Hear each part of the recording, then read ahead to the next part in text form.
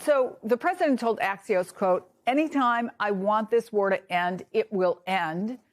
But can he credibly declare victory if the Strait of Hormuz is still shut down? Anytime I want this war to end, it will end.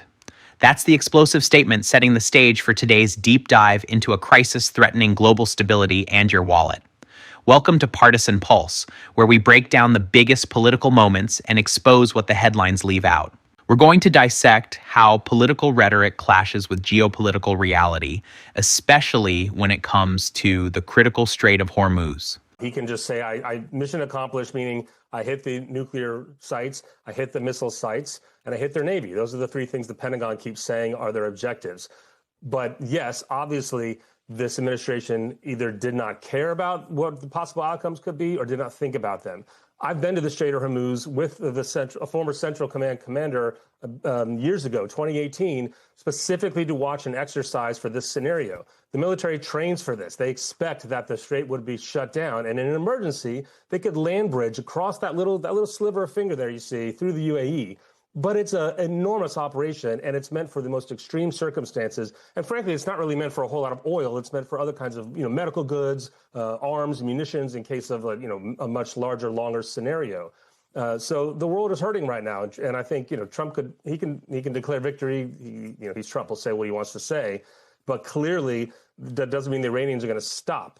Trump will say what he wants to say, but clearly that doesn't mean the Iranians are going to stop. This insight is crucial. Political pronouncements, no matter how confident, mean absolutely nothing if they don't align with the actions of the actors on the ground. Iran isn't listening to sound bites. They're responding to perceived weaknesses and strategic opportunities. The idea that a declaration from Washington can unilaterally halt aggressive actions in one of the world's most volatile regions is naive at best and dangerous at worst. It's a clear example of how political spin can dangerously misrepresent the actual situation, putting global supply chains and energy security at risk.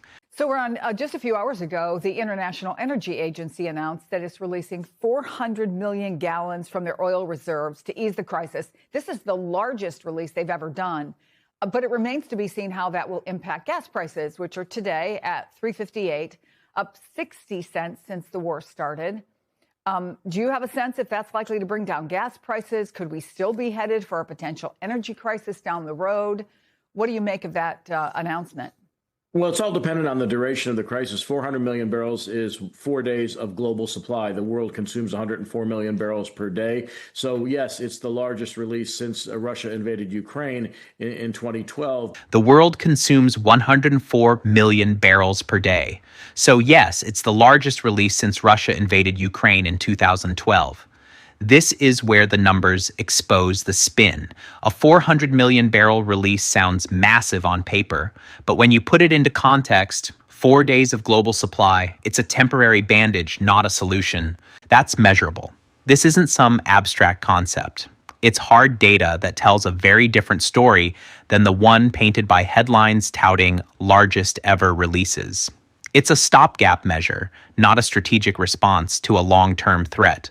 If this kind of breakdown matters to you, this is exactly what we do here. But it's a stopgap measure for all intents and purposes, Chris. I mean, the United States is producing 13.7 million barrels a day, so we're slightly less vulnerable to this. But Asia, Europe, Greater China, those areas are all, big importers of Middle Eastern crude oil and other energy products. So it didn't have an impact today. In fact, crude oil is up about $3.50 on the day. So that means gasoline prices will likely stay where they are or go higher. They peaked Sunday night at $120 per barrel. And then when the president said on Monday that the war was effectively over, we had this crash in oil prices and a rebound in stocks. Stocks are back down.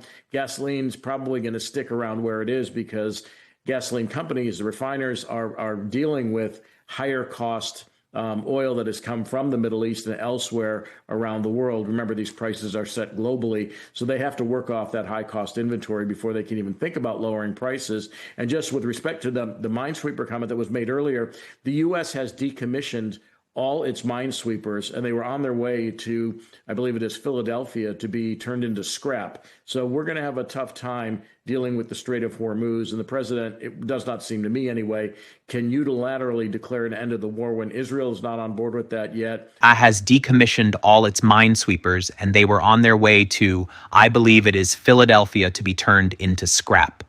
Wait, what? At a time when the Strait of Hormuz is under threat from mines and other maritime hazards, the U.S. has decommissioned its entire fleet of minesweepers? This is not just a policy oversight, it's a strategic blunder of epic proportions. It shows a shocking lack of foresight and preparedness. To remove such critical assets, especially in an era of escalating global tensions, is an institutional credibility risk that leaves our naval forces and, by extension, global trade dangerously exposed. This is on the record, and it demands accountability. The images that we saw today of one of the 3 ships that were targeted on the Strait of Hormuz today, those are images that have been in the mind of the oil industry for decades. They've always known that this was a possibility, and so there is capacity, there's infrastructure that exists in the form of pipelines. One of them goes all across the United Arab Emirates, and it connects the biggest oil refinery in the Middle East, which is west of Abu Dhabi, with the biggest fuel farm in the Middle East, which is in a city called Fujairah, and that is in the Gulf of Oman. So the tankers can just come, pick up the fuel there, and then leave. But here's the thing. In just the last 3 days, Iran has struck both the refinery in the west and the fuel farm in the east. The refinery is currently out of commission. It's not clear how bad the damage is.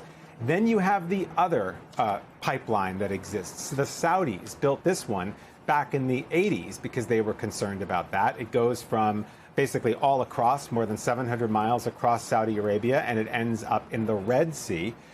That is the same concept, and they say they're going to be ramping up service with that pipeline, the east-west pipeline, as soon as tomorrow or the next day. But look where it is.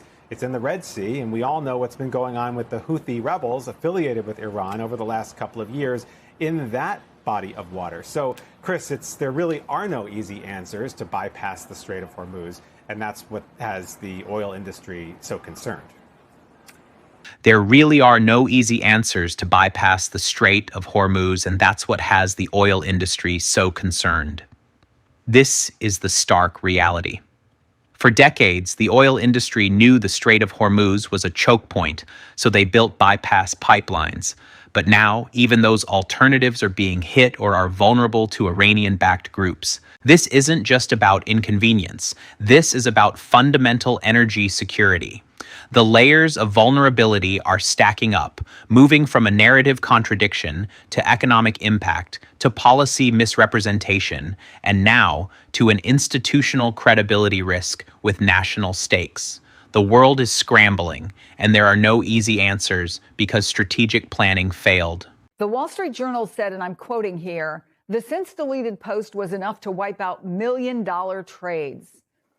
What does this tell you about the real-world impact of, is it fair to say the right hand doesn't know what the left hand is doing?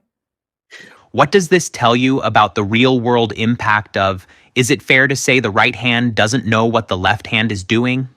This question cuts to the core of the issue, conflicting messages from our own administration officials. An energy secretary tweeting a false escort claim, then deleting it, isn't just an embarrassment. It's a market mover. That's on the record. Millions of dollars wiped out because of unverified claims from high-ranking officials. This isn't just about optics. It's about the very credibility of our government and its impact on the global economy. When markets react wildly to every conflicting headline, it exposes a dangerous lack of coordination and truthfulness at the highest levels. These markets are very, very sensitive to headlines. And so we've seen a relatively large volatility, certainly from Sunday night through today in the financial markets, broadly speaking, both at home and abroad. And so, you know, I think, Chris, when you're in an environment like this, until we get real facts from the region, and we can put them into some context relative to, what a normal day looks like outside of this experience, that the markets are going to move wildly. And yes, they're multi-million, and in some cases, maybe even multi-billion-dollar trades that are being moved around in the financial markets simply based on commentary. The current situation in the Strait of Hormuz isn't just a distant geopolitical issue. It's a direct threat to your gas prices, your supply chains, and global stability. When official statements contradict reality and critical assets are decommissioned, the consequences are felt by everyone. If everything is winning, the numbers and facts should confirm it. They're not. Stay informed, stay critical. Make sure you hit that like button, subscribe, and share this video to help expose what the headlines leave out. We'll see you next time on Partisan Pulse.